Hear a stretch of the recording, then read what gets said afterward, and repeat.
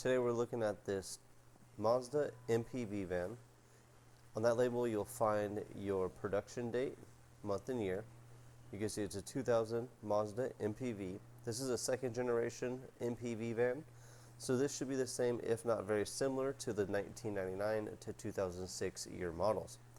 First you're going to lower your glove box right here to the door stops. Push in on both sides of the glove box to push the ears in. Then grab your glove box and pull directly up.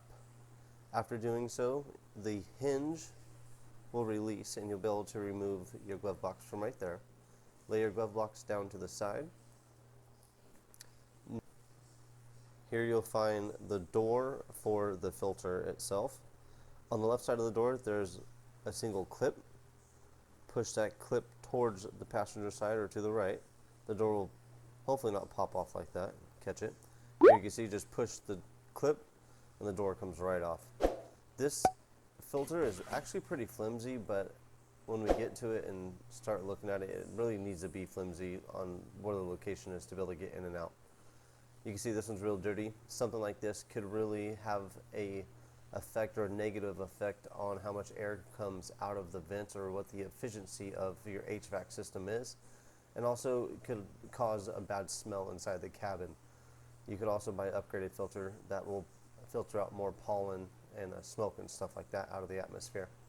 If you do need a filter, make sure you look for a link in the description below to purchase one. Now that you got the filter back in, snaked it back up in there, push the filter door in on the right and clip it in on the left side. Just push it in. Remember, if anything takes effort to put back together, it's probably not right. So take it apart and start over again.